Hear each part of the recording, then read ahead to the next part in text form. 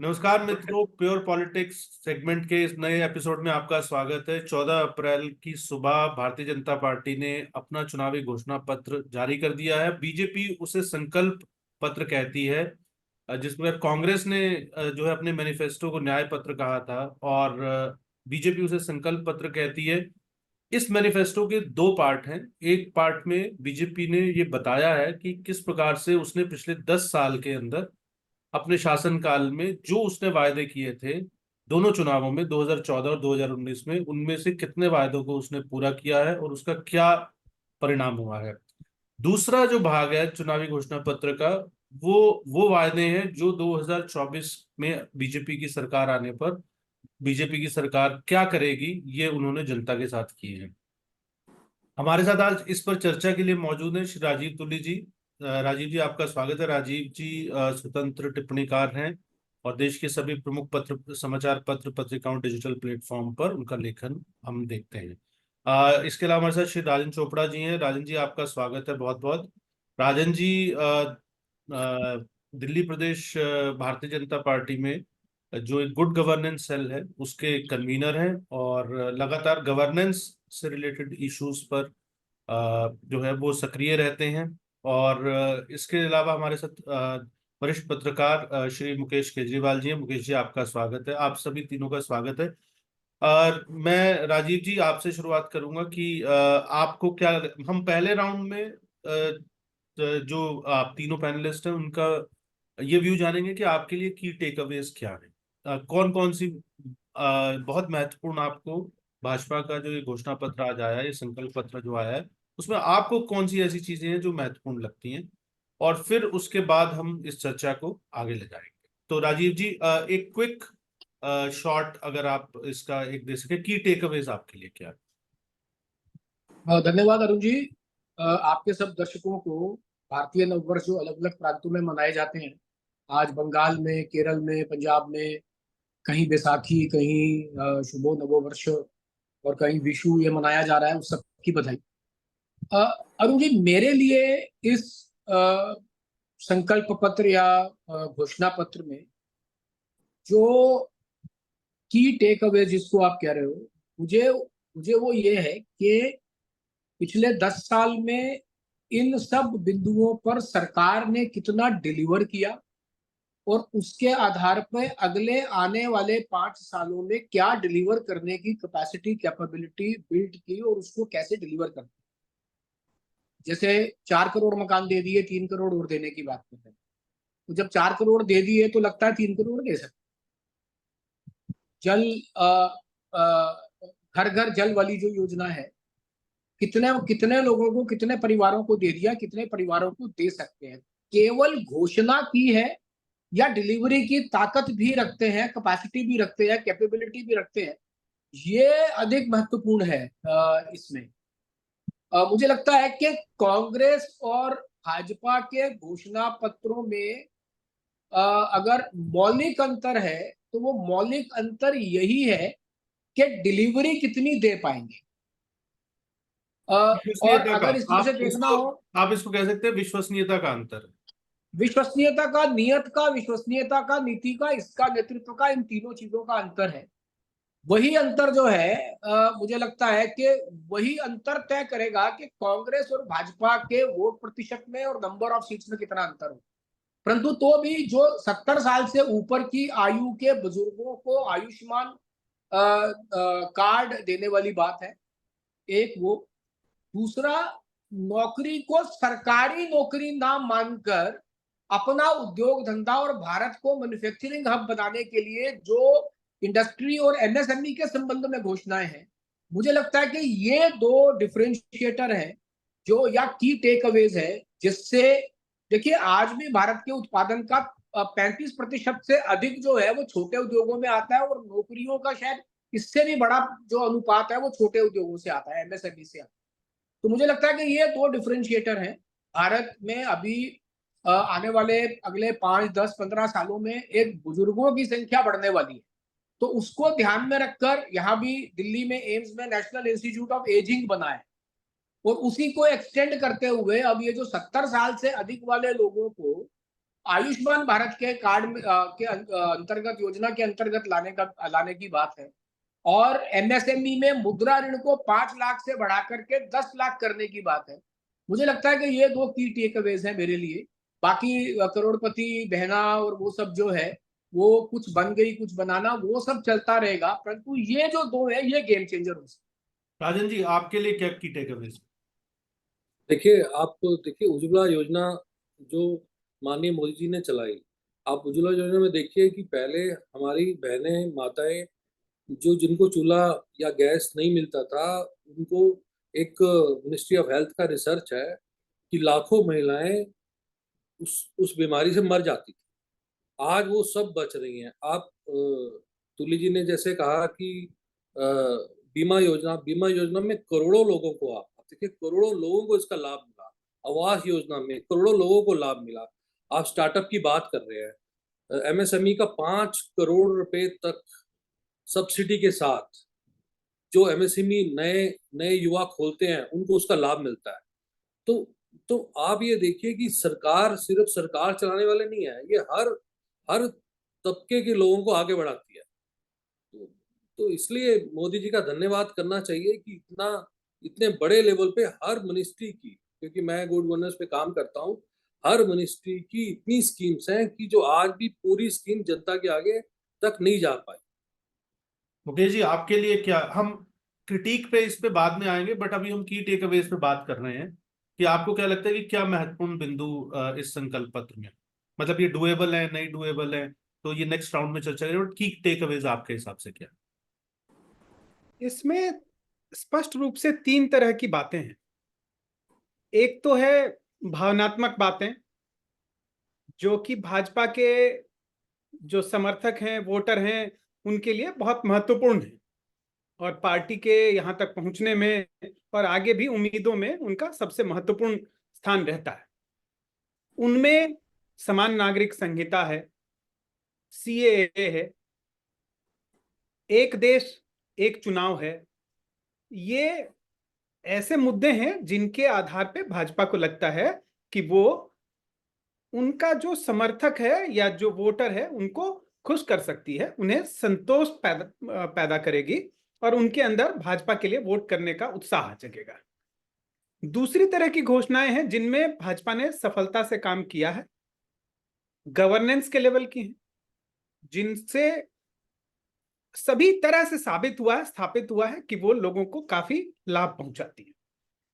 चाहे वो पीएम उज्ज्वला योजना हो, जिसमें कि महिलाओं को मुफ्त में गैस कनेक्शन दिए गए, या पीएम आवास योजना हो, मुद्रा लोन हो।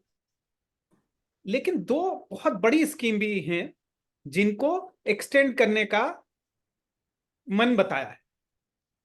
एक तो है कि अगले 5 साल तक और मुफ्त राशन की योजना लागू रहेगी, और दूसरा सबसे बड़ी मुझे जो लगता है नई बात, और जिसके लिए बहुत जरूरी कदम थी और जिसके लिए सरकार की सबसे ज्यादा तारीफ होनी चाहिए, वो है हेल्थ इंश्योरेंस को 70 साल से बड़े लोगों के लिए, बुजुर्गों के लिए, सभी के लिए यूनिवर्सलाइज कर देना। ये यूनिवर्सल हेल्थ केयर की दिशा में बहुत महत्वपूर्ण और सराहनीय कदम है, क्योंकि यही वो एज ग्रुप है जहां पे हेल्थ इंश्योरेंस नामुमकिन हो जाता। इतना ज्यादा प्रीमियम होता है कि उनके लिए हेल्थ इंश्योरेंस लेना, उनके परिवार के लोगों के लिए भी लेना बहुत मुश्किल हो जाता है। इंश्योरेंस कंपनियों के लिए वो बेनिफिशियल है नहीं, तो इसीलिए उस प्रोडक्ट को बहुत महंगा किया हुआ है। तो मुझे लगता है कि इन तीनों ही पे, जो तीनों तरह की योजनाएं हैं, इन सब पे अब आगे देखा जाएगा कि जब आगे क्या, जब आप इस विषय पे आएंगे कि कितनी टेनेबल हैं, किस तरह से इनका ये हो सकती है कि नहीं, क्रिटिकल जो एनालिसिस की बात है वो हम लोग आगे करेंगे। मगर मुझे ये लगता है कि यही की टेक अवे यही है।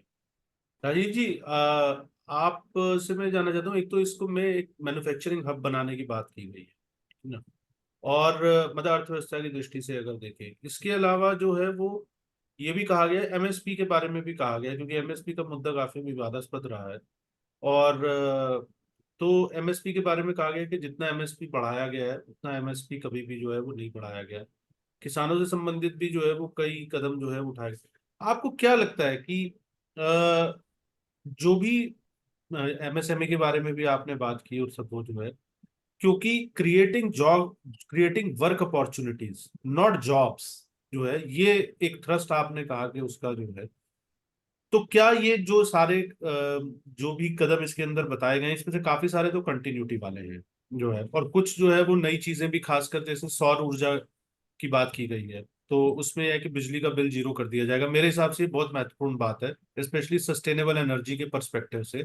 और हमारा इंपोर्ट बिल जो ड्रामेटिकली रिड्यूस होगा, और उससे हमारी जियोपॉलिटिकल सिचुएशन में भी जो है, जियोपॉलिटिकल भी हम थोड़ा सा किसी चीज को लेकर जो हमें कभी कभार जो है वो ज्यादा एडजस्ट करना पड़ता है, क्योंकि हमें ऑयल इंपोर्ट के लिए मिडिल ईस्ट और रशिया और दूसरे देशों पर निर्भर करना पड़ता है, उसमें भी एक चेंज आएगा। लेकिन मैं आपसे जानना चाहता हूँ कि ओवरऑल जो हम बात कर रहे हैं कि थर्ड लार्जेस्ट इकोनॉमी बनने की और सब वो जो है, आपको लगता है कि सफिशिएंट प्रोविजंस इसके अंदर हैं, पहली बात। और दूसरी, क्या इंडिया वाकई, आप खुद वैसे पेशे से व्यवसायी भी हैं, तो आपको लगता है कि हम लोग जो है एक मैन्युफैक्चरिंग हब जो बनाने की कोशिश कर रहे हैं, तो वो मैन्युफैक्चरिंग हब, क्योंकि जॉब क्रिएशन बहुत हद तक जो उस मैन्युफैक्चरिंग हब के बनने पर भी निर्भर। सो ये संकल्प पत्र, थोड़ा आपको लगता है कि उसका ब्लूप्रिंट, कुछ खाका जो है सामने खींचता है, कुछ होप देता है?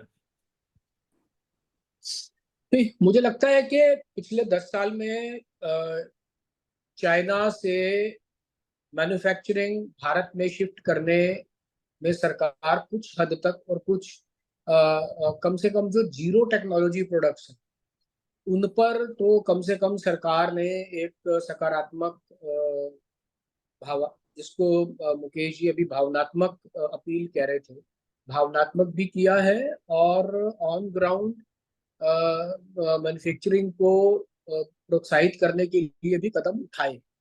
जैसे छोटे व्यवसायी, छोटे उद्योगपतियों के लिए एक सीजीटी एमएससी करके स्कीम है, जिसमें पहले शायद 1 करोड़ रुपया मिलता था, कोविड के दिनों में उसको बढ़ा करके 5 करोड़ रुपए तक, बिना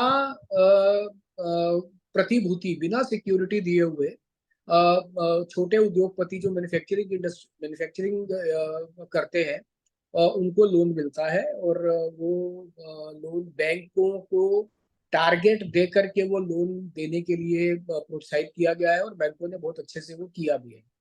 दूसरा, अभी जैसे मैंने बताया कि 5 लाख रुपए तक जो मुद्रा ऋण मिलता था उसको 10 लाख करना, परंतु कुल मिलाकर के मुझे लगता है कि जमीन पर इन योजनाओं को कुछ मात्रा में उतारा गया है, परंतु अभी बहुत अधिक प्रयास चाहिए इनको और अधिक उतारने के लिए। देखिए, अलग अलग राज्यों को प्रेरित करके अलग अलग राज्यों ने अपनी औद्योगिक जो नीति है वो बनाई है, उसको प्रमोट भी कर रहे हैं। उसमें वो उद्योगपतियों को अपने यहाँ पर इनवाइट भी कर रहे हैं, और शायद उसी क्रम में ये जो टेस्ला का भारत में प्लांट लगने वाला है अगले 2 साल 3 साल में, उसको अभी इनिशियली सीकेडी में कंप्लीटली नॉकडाउन में, और बाद में सीबीयू में, सॉरी, अभी प्रारंभ में सीबीयू में कंप्लीटली बिल्डअप यूनिट्स में, और बाद में उसको यहाँ मैन्युफैक्चरिंग एक डेफिनेट टाइम स्पैन देकर के यहाँ मैन्युफैक्चरिंग लगाने के लिए कहा गया है। तो वो एक अपने आप में अच्छा कदम है। मैं एक बात यहाँ पर हाईलाइट करना चाहता हूँ, पिछले 10 वर्ष में जो ईवी को बढ़ावा इस सरकार ने दिया है, इलेक्ट्रिक व्हीकल्स को जो एक बढ़ावा दिया है, जिसने एक बहुत हद तक इंपोर्ट बिल को, जो आइस इंजन थे उन पर डिपेंडेबिलिटी कम करके जो इंपोर्ट बिल को कम किया है पेट्रोल और डीजल के, वो एक बड़ा काम है जो सरकार ने किया है। उसको मुझे लगता है अगले 5 साल में और गति से बढ़ाएंगे, और गति से बढ़ाने की आवश्यकता भी है।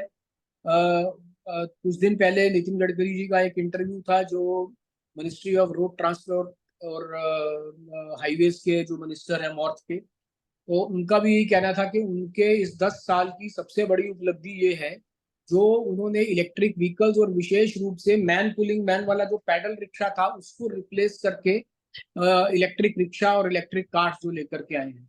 तो वो सारा का सारा इंडिजिनस उद्योग है आज की डेट। 2013 तक 100% इम्पोर्ट था, आज शायद वो लगभग 98-99% तक वो इंडिजिनस उद्योग हो गया है। और उसमें भी फेम की जो एक ये सब्सिडी स्कीम लेकर के आए, और अभी जुलाई तक उसको एक्सटेंड किया है। जुलाई के बाद फेम 3 आएगी, फेम 1 आई, फेम 2 आई, और फेम 3 आने वाली है। तो ये सब जो एफर्ट्स हैं, ये सब एफर्ट्स, और ऐसे ही ये जो अभी सोलर वाली 1 करोड़ रूफटॉप सोलर प्लांट्स लगाने की जो बात है, ये अपने आप में यदि होता है तो ये बहुत क्रांतिकारी कदम है। मैं आप आज सुबह का ही आपको एक बहुत छोटा सा एक एनेक्डोटल वो है उदाहरण बताता हूँ। मैं अपनी माताजी के साथ सुबह यहाँ नजदीक के आर्य समाज में जाता हूँ। तो आज सुबह आर्य समाज की बाद में मैनेजमेंट की मीटिंग थी, तो उसमें ये तय हुआ कि छत पर सोलर का एक पूरा प्लांट लगाएंगे और पूरे आर्य समाज को बिजली का बिल अधिक आता है, सब्सिडी मिल रही है, सरकार भी चाह रही है कि सोलर सिस्टम अपना लगे, अपने लगाएं। तो आज ये वहाँ बहुमत से ध्वनि मत से पारित हुआ कि एक सोलर सिस्टम आर्य समाज के ऊपर लगाना चाहिए, ताकि बिजली का बिल जो है, और साथ में जो दयानंद मॉडल स्कूल चलता है हमारे यहाँ पर, उन दोनों का बिजली का बिल जो है वो मिनिमाइज करें और उसको जीरो पर लाने का प्रयास। तो ये जो सारे एफर्ट्स हैं, मुझे लगता है कि इस पर फोकस, सबसे बड़ी बात जो इस सारे में है कि जो मोदी जी की क्रेडिबिलिटी है, वो एक बहुत बड़ा जो है वो रोल प्ले करती है इससे। तो आज उन्होंने वहां सर्वसम्मति से पारित किया है कि देश के प्रधानमंत्री भी कह रहे हैं और हमें भी आवश्यकता है, अगर सब्सिडी के साथ मिलता है तो इस पर लगा लेना चाहिए। तो ये एक गेम चेंजिंग, आप देखिए 2014 में जो अपन एक एलईडी लाइट खरीदते थे, ये छोटी छोटी बातें जो ध्यान में नहीं आती, वो 350 रुपए प्लस पे थी। आज वो एलईडी लाइट कितने की मिलती है? बाकी सब चीजों के रेट, जहां इन्फ्लेशन, बाकी सब चीजें, आज वो एलईडी लाइट जो है मुझे लगता है 100 रुपया या 100 रुपए से भी नीचे मिलती और उससे एक है। और वो सब्सटैंशियल एलईडी जो पावर कंजम्पशन जो है जो पावर उसका हाँ, एक पावर ड्रामेटिक कंजम्पशन कम रिडक्शन होती हुआ है, है। वो एक, जी जी जी, तो वो एक बहुत बड़ा, तो मुझे लगता है कि कहीं ना कहीं एक सिंसियर एफर्ट सरकार का दिखता है। और क्योंकि पिछले 10 साल में कुछ चीजें जमीन पर उतार करके दिखाई हैं, और हो सकता है कि कुछ मित्रों को लगता हो कि भाई जो रिजल्ट आना है वो तो जब आएगा तब आएगा, परंतु आज मैं अभी कल रात को ही 4 दिन बिहार और उत्तर प्रदेश में लगा करके आया हूँ।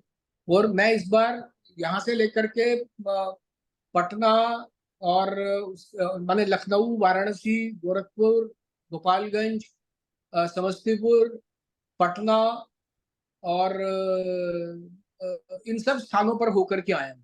और फिर वापस लखनऊ से होता हुआ दिल्ली, और मैं बाय रोड गया था इस बार। परंतु मतलब जमीन पर ये जो पिछली स्कीम्स है वो उतरी हुई दिखती हैं, और लोग मानते हैं कि हाँ ये पिछले दिनों में ये सब हुआ है। तो वो नियत जो है, वो नियत के कारण से मुझे लगता है कि जो ये स्कीम्स पिछली भी उतरी हैं और जो अभी घोषित की हैं, लोगों का एक विश्वास बना है कि ये आगे भी इसका इम्प्लीमेंटेशन ठीक से हो पाए। और मुकेश जी, आपको क्या लगता है कोई ऐसे इश्यूज भी रह गए हैं जो अनएड्रेस्ड हैं थोड़े इसमें? और दूसरी चीज ये है कि मैं खासकर इस नजरिए से आपसे जानना चाहता हूँ, उसके बाद मैं राजन जी के पास आऊंगा। राजन जी, मैं आपसे शिक्षा के क्षेत्र में, चूंकि आप शिक्षाविद भी हैं और शिक्षा के क्षेत्र से जुड़े हुए हैं, तो शिक्षा के क्षेत्र में क्या क्रांतिकारी परिवर्तन लाने की बात की गई है और क्या परिवर्तन है, इस पे मैं आपसे चर्चा करूंगा। तो मैं आपको एक हेड्स अप दे रहा हूँ पहले ही, जो है कि क्या प्रश्न पूछने लो। लेकिन मुकेश जी, आप ये बताइए, मैंने एक जो गुणात्मक जो अंतर देखा कांग्रेस के मैनिफेस्टो में, बाकी पार्टियों के भी आए पर मूलतः कांग्रेस के मैनिफेस्टो में और भाजपा के संकल्प पत्र में, कांग्रेस के न्याय पत्र, भाजपा के संकल्प, कांग्रेस ने जॉब्स का प्रॉमिस किया है कि हम इतनी जॉब्स देंगे और इतना अलाउंस देंगे। तो जो बीजेपी है, उसने, भाजपा ने अपने उसमें क्रिएशन ऑफ वर्क अपॉर्चुनिटीज के बारे में बात की है। उन्होंने ये नहीं कहा कि हम इतनी नौकरियां देंगे, हम इतनी जहां तक मैंने पढ़ा है जो है कि हम इतनी सरकारी नौकरियां क्रिएट कर देंगे, नहीं होगा तो हम आपको इतना भत्ता दे देंगे। उन्होंने ये कहा है कि हम इंफ्रास्ट्रक्चर इंप्रूव करेंगे, फंडिंग, मतलब मैन्युफैक्चरिंग हब बनाएंगे। युवाओं वाला जो उनका सेक्शन है वो मैं पढ़ रहा था, तो उसके अंदर ये बाकायदा उन्होंने कहा कि ठीक है, रोजगार के अवसर बढ़ाएंगे, हाई वैल्यू रोजगार के अवसर बढ़ाएंगे, टीयर 2 टीयर 3 सिटीज में बढ़ाएंगे। तो ये उन्होंने जो मिडिल क्लास वाला सेक्शन है, जो लोग रोजगार के बारे में जानना चाहते हैं कि भाजपा का क्या, वो मेरे हिसाब से उन्होंने एक तो मध्यम वर्ग वाले सेक्शन में, एक इस वाले सेक्शन में जो युवाओं वाला सेक्शन है उसके अंदर, और इसके अलावा जो है जो आर्थिक जो है। हाँ, राजन जी प्लीज बताइए, फिर मैं मुकेश जी के बाद। देखिए, कांग्रेस का तो ये हाल है कि वो आपको कार, बंगला, हीरे जवाहरात और नूरे भी दे सकती है, लेकिन उसकी सरकार आएगी तब तो देगी। वो तो कुछ भी वादा करेगी, होना कुछ नहीं है उसके लिए। नहीं, ठीक है, तो मुकेश जी बताइए। हाँ, मैं यही कह रहा था कि दोनों के नजरिए में बहुत फर्क है। कांग्रेस को जहां जीतने के लिए आश्वासन देने हैं, वादे करने हैं, और उनके लिए ये है कि हमें जीतने के लिए जो भी वादे करने हैं वो करने हैं। जबकि भाजपा 2 टर्म से सत्ता में है, और इसे एक हद तक उसका आत्मविश्वास भी कह सकते हैं कि लोगों का उसके गवर्नेंस पे और उनके डिलीवरी पे विश्वास है, इसीलिए बड़े बड़े वादे नहीं करने हैं। दूसरा विश्वास ये भी है कि हमें ही आना है, तो अगले 5 साल में हमें पूरा करके भी दिखाना, और फिर उसके 5 साल बाद वाले चुनाव भी ध्यान में है, तो उस समय में हम दोषी न करार दे दिए जाएं। इसीलिए ऐसे वादे करने हैं जो पूरे किए जा सके। ये 2 लेवल पे उनका आत्मविश्वास भी है, और इसीलिए ये नजरिए का फर्क है। यहाँ पे बहुत सोच समझकर जो ऐसे वादे नहीं किए गए हैं जिसमें कि वो अगले चुनाव में कटघरे में खड़े किए जा सके, रोजगार को लेके हो, अर्थव्यवस्था को लेके हो, ठीक है। और नजरिया दूसरी तरह से भी अलग है। जो भाजपा की सरकार ने एकदम स्पष्ट कर दिया है कि ये सीधा, जैसे कांग्रेस करती है कि सीधा लोगों के हाथ में पैसे दे दो और वो जब खर्च करेंगे तो अर्थव्यवस्था बढ़ेगी, तो वो वाला नहीं है। इनका है हम इन्वेस्टमेंट करेंगे, इंफ्रास्ट्रक्चर क्रिएट करेंगे, और उससे जब अर्थव्यवस्था बढ़ेगी तो सभी का फायदा होगा। वो टिकल डाउन वाला है। दोनों के सिद्धांत में, दोनों के तौर तरीकों में बिल्कुल अलग है। एक तीसरी बात जो है वो ये कि इन्हें अब, और ये थोड़ा सा नया पैटर्न है मुझे जहां तक लगता है, कि अब ये 20 साल आगे की बात कर रहे हैं। एक तरफ ये मोदी की गारंटी होती है जो कि खुद 70s में है, और उनका ही बनाया हुआ नियम है उम्र को लेके भी, लेकिन मोदी की गारंटी है जिसमें वो, आज देखेंगे जहां पे घोषणा पत्र पेश किया जा रहा था वहां पे भी एक नया स्लोगन यही था, 24/7 फॉर 2047। 2047 के वादे किए जा रहे हैं कि हम ओलंपिक के लिए बिडिंग करेंगे, हम बुलेट ट्रेन लाएंगे, हम वंदे भारत की जो बहुत अच्छी महंगी ट्रेनें होती हैं वो चलाएंगे। ऐसे ऐसे तमाम वादे किए जा रहे हैं जो कि एक सपने दिखाने वाले हैं, और उनको भी लोग गंभीरता से ले रहे हैं। वो उसका भी कारण यह है कि उन्होंने 10 साल में जो ऐसे वादे जो पहले इसी तरह के सपने की तरह लगते थे, चाहे वो राम मंदिर का हो या धारा 370 हो, इन सबको कभी कोई विश्वास करता नहीं था कि ठीक है आपने ये भावनात्मक मुद्दे हैं, आपने मैनिफेस्टो में रखे जरूर हैं, लेकिन कर नहीं पाएंगे। तो वो किया है, और अब वो 2047 का भी वादा करते हैं। वो व्यक्ति के नाम की गारंटी आती है जो कि अपने बताए हुए सीमा के बहुत नजदीक है, उम्र की सीमा के। इसके बावजूद वो 2047 का वादा कर रहा है और लोग उसे गंभीरता से ले रहे हैं। ये मुझे थोड़ा सा बदलाव, फर्क दिखाई दे रहा है जो आपने बात पूछी थी। राजीव जी।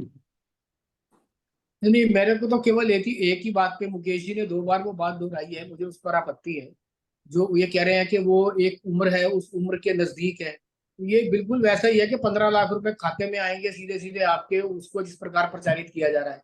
तो ये कहीं कोई उम्र का बंधन जो है वो कहीं किसी पर भी इस प्रकार का, और राजनीतिक क्षेत्र में तो बिल्कुल ही नहीं है। तो ये उम्र का बंधन कहाँ है मुकेश जी? किसने लगाया है ये उम्र का बंधन? और यदि व्यक्ति ठीक है, उसका शरीर ठीक चल रहा है, तो किसी भी उम्र में काम कर सकता है।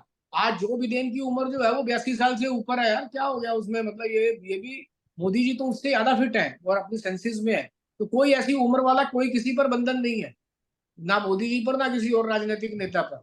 जो जो जो पहले जिस कॉन्टेक्स्ट में आप इस बात को कह रहे हैं, वो कॉन्टेक्स्ट जो है वो आउट ऑफ कॉन्टेक्स्ट हो चुका है। उसकी बहुत ज्यादा ठीक चर्चा कह रहे हैं। करके कोई आवश्यकता 2047 है? तक हमें उम्मीद करनी चाहिए, मोदी जी की गारंटी है, तो 2047 तक वो चलिए, अपना ठीक। सत्ता में रहने की नहीं नहीं, सोच। बिल्कुल जो है, I think we can agree to disagree on this. And हमारे नहीं, प्लेटफॉर्म मोदी जी ने पिछले दिनों में एक ट्वीट किया था कि अगले 1000 साल के भारत की नींव रख रहे हैं। तो इसका अर्थ ये नहीं है कि वो 1000 साल तक जीवित रहेंगे और वही चलाते रहेंगे। ठीक है। जो स्टेट्समैन रहते हैं वो इतना, और किसी देश के जीवन में 20 साल 30 साल 40 साल कोई बहुत महत्व नहीं रखते हैं।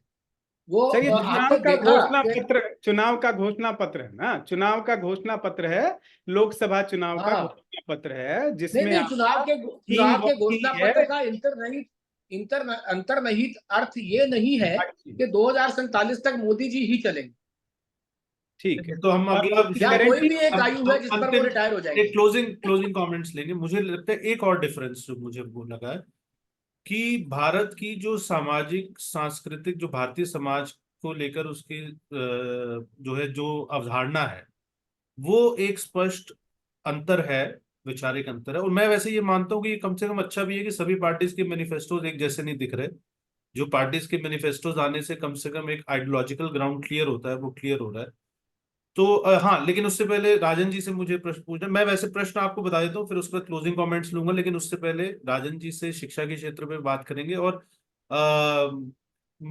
कि भाजपा जो है वो उसने अपने संकल्प पत्र में जैसे अयोध्या के को और ज्यादा एक रिजुविनेट करने की बात कही है। इसके अलावा जो भारत का मूलतः जितने भी आध्यात्मिक सांस्कृतिक जो केंद्र हैं, तो उनका एक, जिसको आप बोलते हैं एक वहां पे पुनर्जागरण, एक रेनेसां, एक रेनोवेशन, एक उनको पुनः स्थापित करना, मतलब स्थापित तो वो है ही, लेकिन पुनः एक प्रतिष्ठित ढंग से स्थापित करना, उसके बारे में जो है बात की उन्होंने। पिछले कार्यकाल में ये किया भी है। इस चीज का जो है, तो भारत का जो सांस्कृतिक पक्ष है उसे लेकर कांग्रेस के जो मैनिफेस्टो उसमें कुछ खास ऐसा नजर नहीं आता। और जो भारत का एक सांस्कृतिक पक्ष है, जो मुकेश जी ने कहा था कि भावनात्मक, मैं उसे वैचारिक ज्यादा मानता हूँ। कि तो जो विचारधारा के स्तर पर उन्होंने एक एक सांस्कृतिक राष्ट्रवाद, जिसको कल्चरल नेशनलिज्म कहा जाता है, हालांकि मैं किसी बात के खिलाफ हूँ, लेकिन फिर भी for the sake of it, तो उन्होंने एक जो भारत की बतौर राष्ट्र उनकी अवधारणा है उसको थोड़ा स्पष्ट किया है। और कांग्रेस के उससे जो है वो ये स्पष्ट होता है, they still consider India to be a nation in the making. तो इसके बारे में आप लोगों का क्या कहना है, कि क्या कुछ ऐसा सांस्कृतिक पक्ष की दृष्टि से अंतर है? और केवल आर्थिक नहीं, सांस्कृतिक पक्ष बहुत महत्वपूर्ण है किसी भी राष्ट्र के लिए, और खासकर भारत जैसे पुरातन राष्ट्र के लिए। हम अक्सर सिर्फ जो है वो जो इकोनॉमी और रोजगार और इन सब चीजों को ही मानते हैं कि महत्वपूर्ण है, बट सांस्कृतिक पक्ष भी महत्वपूर्ण है। तो इस प्रश्न का उत्तर देने से पहले मैं राजन जी आपसे जानना चाहूंगा कि शिक्षा के क्षेत्र में आपको क्या लगता है कि संकल्प पत्र की दृष्टि। जैसे आपने कहा कि इंडस्ट्री आ रही है चाइना से इंडिया, या इंडिया में बड़ी इंडस्ट्री लग रही है, इसी के साथ साथ आप देखिए कि स्किल के ऊपर मोदी जी ने स्किल स्किल के ऊपर करोड़ों युवाओं को तैयार कर रहे हैं कि उस इंडस्ट्री में जो लोग काम करेंगे जाके, जिनको नौकरी मिलेगी उनके लिए। और आप देखें कि जो पीएम मुद्रा योजना है, मैं ऑलरेडी स्किल से जुड़ा हुआ हूँ, तो मैंने देखा भी है कि जो बच्चा है स्किल में आता है, वो 50% बच्चा तो नौकरी करना चाहता है, 50% बच्चा ये चाहता है कि मैं अपने घर परिवार, घर के आसपास रहूं और अपने माँ बाप की सेवा करूं। तो उसके लिए भी योजना है कि मुद्रा योजना से वो लोन लेके, बिना गारंटी के लोन लेके अपना व्यवसाय शुरू कर सकता है। तो जो इंडस्ट्री आएगी उसको मैन पावर फोर्स कहाँ से मिलेगी? तो एजुकेशन के क्षेत्र में आप देखिए, नए विश्वविद्यालय खोलना, स्पेशलाइज विश्वविद्यालय खोलना, कितना बड़ा बड़ा काम जो मोदी जी ने किया है। और उन लोगों को, किसी को भी उसकी उनकी नीयत पे शक नहीं करना चाहिए उन्होंने, क्योंकि करके दिखाया है। जी। जी, तो मुकेश जी, ये जो सांस्कृतिक और आध्यात्मिक पक्ष वाली बात है, आपको लगता है कि दूसरी पार्टी इस पे मिस आउट कर रही हैं और उससे ऐसा लगता है कि अभी भी उनकी नब्ज पे उंगली नहीं है, जबकि भाजपा ने अपने वैचारिक अधिष्ठान को पुनः जो है वो स्पष्ट किया है इसको लेकर, एक अपने आइडियोलॉजिकल फ्रेमवर्क को जो है, और इवॉल्व भी हो रहा है उनका जो है, क्योंकि अब मंदिर बनाना मुद्दा नहीं है। और वैसे इंटरेस्टिंगली जहां तक मैंने देखा है, शायद काशी और मथुरा को लेकर कोई चर्चा नहीं, ना ही प्लेसेस ऑफ वर्शिप एक्ट को लेकर कोई चर्चा है उसके अंदर, जहां तक मैं देख पाया। जी। बिल्कुल। और ये बात तो सही है कि विपक्ष के अंदर वैचारिक भ्रम की स्थिति है, बहुत गंभीर भ्रम है। कई बार वो हिंदुत्व के मुद्दे को लेके भी, सांस्कृतिक राष्ट्रवाद को लेके, जहां भाजपा में अब तो कोई भ्रम की स्थिति नहीं है, उसमें कभी हुआ करता था कि हमें कुछ चीजें बहुत संयमित तरीके से कहनी है या कुछ भी है, लेकिन अभी बिल्कुल स्पष्टता है। इसमें कहीं कोई हिचकिचाहट नहीं है, कहीं कोई झिझक नहीं है, और उसको आगे ही बढ़ाने की बात होती है, बिना किसी संकोच के और बिना किसी लाग लपेट के। सांस्कृतिक राष्ट्रवाद, हिंदुत्व के मुद्दे पे भाजपा आगे बढ़ रही है, जबकि विपक्ष इसमें बहुत ही उलझा हुआ है। कभी वो खुद को प्रखर हिंदुत्व की तरफ लेके जाता है, कभी नरम हिंदुत्व की तरफ, और कभी सेकुलरिज्म की तरफ। तो वो उलझा हुआ है, स्पष्टता नहीं है, और इस वजह से वोटर भी विपक्ष की इस वैचारिक भ्रम की स्थिति को समझ रहा है, और उसके साथ उस तरह का जुड़ाव नहीं है, जबकि भाजपा में ये पूरी तरह से स्पष्टता है। अरुण जी। अजीत जी, इससे पहले कि आपके पास आऊं, मैं एक बार मैनिफेस्टो में से कुछ इंटरेस्टिंग सब हेडिंग्स है जो मैं पढ़ देता हूं, कि विश्व स्तर पर, जिस जिस कॉन्टेक्स्ट में हम बात कर रहे हैं, विश्व स्तर पर तिरुवल्लुवर सांस्कृतिक केंद्र स्थापित किए जाएंगे पूरी दुनिया के अंदर। जो है दक्षिण भारत के जो संत हैं तिरुवल्लुवर, उनके नाम से सांस्कृतिक केंद्र स्थापित किए जाएंगे भारत की ग्लोबल सॉफ्ट पावर को डिमॉन्स्ट्रेट करने के लिए। भारतीय कलाकृतियों को वापस लाएंगे। योग और आयुर्वेद का दुनिया भर में विस्तार करेंगे। शास्त्रीय भारतीय भाषाओं को प्रोत्साहन देंगे। पूरी दुनिया में उनके अलग अलग यूनिवर्सिटीज में अध्ययन और शोध की व्यवस्था की जाएगी। भारतीय, जो सबसे महत्वपूर्ण मुझे लगा है, भारतीय सभ्यता के स्मारकों को पुनर्जीवित करेंगे और भगवान राम की विरासत का संरक्षण और प्रचार करेंगे। तो ये जो भारतीय सभ्यता के स्मारकों को पुनर्जीवित करेंगे, मुझे लगता है कि अगली बहस अब ये होने वाली है इस पे, जो है कि भारतीय सभ्यता को हम कैसे डिफाइन करते हैं और जो है जो लेफ्ट इलिबरल लोग हैं वो कैसे डिफाइन करते हैं। तो इस पे जो है तो राजीव जी जो है, और मैं इस बात को लेके, ये एक सुखद बात है और कि भारतीय कलाकृतियों को वापस लाना, ये कोई पार्टी अपने संकल्प पत्र में डाल रही है। ये एक अच्छी अच्छी चीज है और इससे ये भी पता चलता है कि समाज में कैसी संवेदनशीलता हो गई है जो है सांस्कृतिक पक्ष को लेकर। तो राजीव जी, आप अपने क्लोजिंग कमेंट्स। नहीं, मोदी जी के भाषण जब भी आपने सुने होंगे तो उसमें वो 200 साल की गुलामी नहीं, 800 साल की गुलामी की बात करते हैं। तो 800 साल की गुलामी हम समझ सकते हैं कि जितने भी फॉरेन इन्वेडर 782 या 743 के बाद मोहम्मद बिन गौरी और ये सब लोग जब उनके जब आक्रमण चालू हुए थे, तो उससे पहले की बात है। तो इसका मतलब उससे पहले का जो भारत था, इसमें शायद पूरा का पूरा आज का पाकिस्तान, आज का बांग्लादेश, ये सब भी आते हैं। और जो सांस्कृतिक भारत जिसकी हम बात करते हैं, उस सांस्कृतिक भारत की बात हो रही है इस कंटेक्स्ट में। और प्रधानमंत्री जी के भाषण में सदा ये सांस्कृतिक भारत की ही बात आई। तो जो कलाकृतियां या ये सब जो बाहर गई हैं, वो केवल आज के बचे हुए भारत से नहीं गई हैं, वो उधर हड़प्पा और मोहनजोदड़ो की मोहनजोदड़ो नहीं है, वो पिछले दिनों कुछ सिद्धियों से इंटरेक्ट किया तो उन्होंने मुझे बताया कि मोहनजोदड़ो है वो। तो वो मोहनजोदड़ो जो है वो आज अपनी सीमा से बाहर है। तो संस्कृति तो अपनी सब सिंधु के किनारे, वेदों में सिंधु का सिंध नदी और सिंधु का जो है वो उल्लेख है, गंगा का उल्लेख नहीं है। तो संस्कृति, वैदिक संस्कृति जिसको कहा जाता है या भारतीय संस्कृति, मूल संस्कृति जिसे कहा जाता है, वो सिंधु के किनारे हुई है और सिंधु का बड़ा भाग आज पाकिस्तान में। तो एक जो अखंड भारत की कल्पना भाजपा या संघ के विचार से प्रेरित संगठन है जो करते हैं, तो कहीं ना कहीं उसकी बात है। और विश्व गुरु जो बनने की बार बार बात होती है, तो कहीं ना कहीं भारत को विश्व गुरु बनाने की बात है। तो मुझे लगता है कि ये जो एक बहुत बड़ा 2014 से पहले एक जो बहुत बड़ा दुख या बहुत बड़ा क्षोभ या बहुत बड़ा अपमान का कारण लगता था अपने आप को भारतीय संस्कृति और हिंदुत्व इन सब विषयों पर बात करना, वो शायद अभी जो नया वर्ग, सारा नई आयु के लोग, युवा, वो उसमें एक गर्व की अनुभूति करते हैं। और वो जो मुकेश जी ने कहा अभी कि अब उसमें किसी को कोई संशय नहीं है वैचारिक अधिष्ठान को लेकर। तो वो जो वैचारिक अधिष्ठान है उसके 3 बड़े इश्यूज थे। एक था राम मंदिर, एक था 370 और तीसरा यूसीसी के विषय में बोल दिया। बाकी 2 मुद्दे सॉल्व हो गए। और भारत को विश्व गुरु बनाने की जो कल्पना है, वो विश्व गुरु भारत को बनाने के लिए जो ये सारा एफर्ट, अगला जो आपने जो 4 बिंदु 5 बिंदु पढ़े हैं, ये भारत को विश्व गुरु बनाने के लिए है। आप देखिए, ईरान की महिला को योग को प्रमोट करने के लिए पद्मश्री दिया जाता है, कल्पना भी नहीं की किसी ने। सऊदी की किसी महिला को दिया जाता है।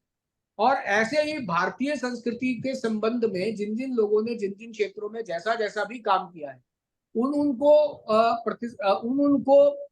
रिवॉर्ड करना, उन सबको अवार्ड देना, ये जो काम हुआ है, तो कहीं ना कहीं ये भारत को विश्व गुरु के रूप में स्थापित करने की जो कल्पना है, ये बेसिक मौलिक रोटी कपड़ा और मकान के बाद सांस्कृतिक पुनर्जागरण और सांस्कृतिक अधिष्ठान की पुनर्स्थापना, इसको लेकर के भी ये 5 साल और इससे अगले 5 साल 10 साल बहुत महत्वपूर्ण रहने वाले हैं मुझे ऐसे।